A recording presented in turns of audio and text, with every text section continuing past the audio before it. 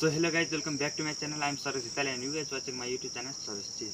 And guys, आजको भिडियोमा चाहिँ म तपाईहरुलाई ह्यान्ड सेनिटाइजरबाट हुन सक्ने 5 वटा साइन्स एक्सपेरिमेन्टको बारेमा बताउन गइरहेको छु जुन चाहिँ एकदम इजी छ र जुन एक्सपेरिमेन्टको बारेमा आज म तपाईलाई बताउँछु यसलाई चाहिँ तपाईले आफ्नो घरमा पनि एकदम इजी तरिकाले चाहिँ युज गरि हेर्न सक्नुहुन्छ। एन्ड गाइस, अहिले कोरोनाको टाइम चलिरहेको छ त जुन सेनिटाइजर छ यो चाहिँ हाम्रो लागि एकदम इम्पोर्टेन्ट छ र यसले हामीले बारबार यसको प्रयोग पनि गरिरहेका छौं। तर सेनिटाइजरले चाहिँ हाम्रो कोभिडबाट मात्र सेभ नगरेकन यसको चाहिँ अरु पनि धेरै बेनिफिटहरु हुन्छ। हामीले चाहिँ यसलाई अरु पनि धेरै घरमा युज गर्न सक्छौं र आजको भिडियोमा चाहिँ म तपाईहरुलाई 5 वटा यस्तो एक्सपेरिमेन्टको बारेमा बताउँछु जुन चाहिँ सेनिटाइजरको युज गरेर हामीले गर्न सक्छौं। एन्ड गाइस, तपाईले चाहिँ भिडियोलाई अन्त्यसम्म अवश्य पनि हेर्दिनु होला। अब चाहिँ टाइम वेस्ट नगरिकन सिधा भिडियो स्टार्ट गरौँ। एन्ड गाइस, अब चाहिँ सिधा हामी हाम्रो फर्स्ट साइन्स एक्सपेरिमेन्ट तर्फ लागौं। यसमा चाहिँ मैले सेनिटाइजरलाई भुइँमा राखेर यसरी आगो बाल्दिएको छु। साथीहरु, तपाईलाई थाहा थिएन होला सायद सेनिटाइजरमा पनि हामीले आगो बाल्न सक्छौं भनेर। यति मात्र होइन कि हामीले बालेको सेनिटाइजरको आगोलाई यसरी हातमा लिन पनि सक्छौं।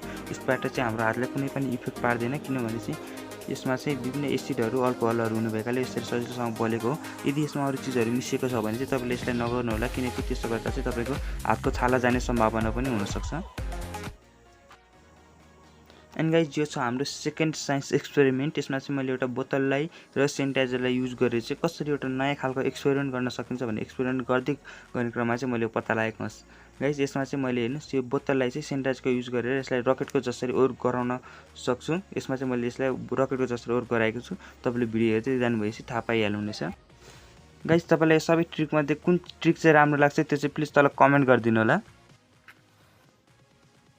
अनि गाइस, अब चाहिँ मैले यसमा आगो सलाइको यसरी बाल्दिदै छु।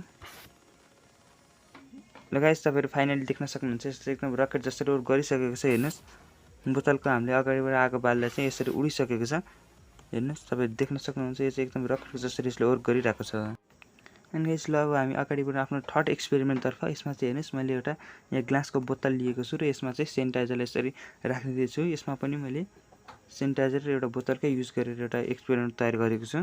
हेर्नुस्, अब चाहिँ हामी सेनिटाइजरलाई चाहिँ सबैतिर लाग्योस् भनेर चाहिँ यसलाई मैले हल्लाउँछु। यसलाई यसको बोतलको सबै पार्टतिर लाग्योस् भनेर।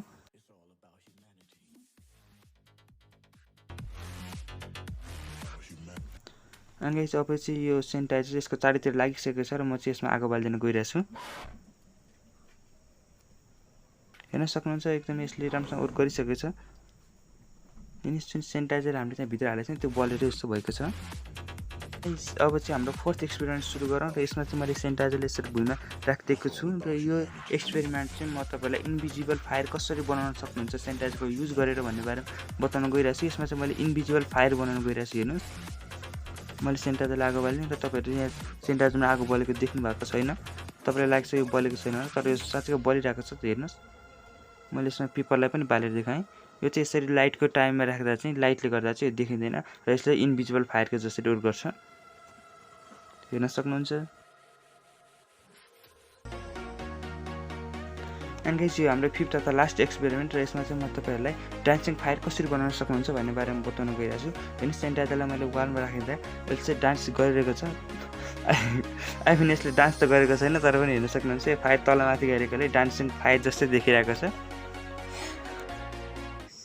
एन्ड गाइस, यो नै थियो मेरो साइन्स प्रोजेक्ट। आई होप कि तपाईलाई भिडियो मन परेर भिडियो मन पऱ्यो भने एक लाइक गरेर आफ्नो साथीहरुलाई शेयर गरिदिनुस् र यो 5 वटा एक्सपेरिमेन्ट बताएँ त्यो मध्ये तपाईलाई कुन चाहिँ सबभन्दा राम्रो लाग्यो, कुन चाहिँ इन्ट्रेस्टिङ छ त्यो चाहिँ प्लिज कमेन्ट गरिदिनु होला। मैले यसमा नम्बर भनेर 1 2 3 4 5 गरेर नम्बर राखिदिएको छु। जुन चाहिँ एक्सपेरिमेन्ट एकदम राम्रो लाग्यो त्यो नम्बर चाहिँ तपाईले कमेन्टमा गरिदिनु होला। र अझै पनि तपाईले मेरो च्यानल सरोज डिटल सब्स्क्राइब गर्नुभएको छैन भने चाहिँ प्लिज सब्स्क्राइब गरिदिनुस् किनकि म चाहिँ आफ्नो च्यानलमा यस्तो भिडियो ल्याइरहन्छु। ओके गाइस, आजको लागि यति नै। अर्को भिडियो नन just bye bye, take care.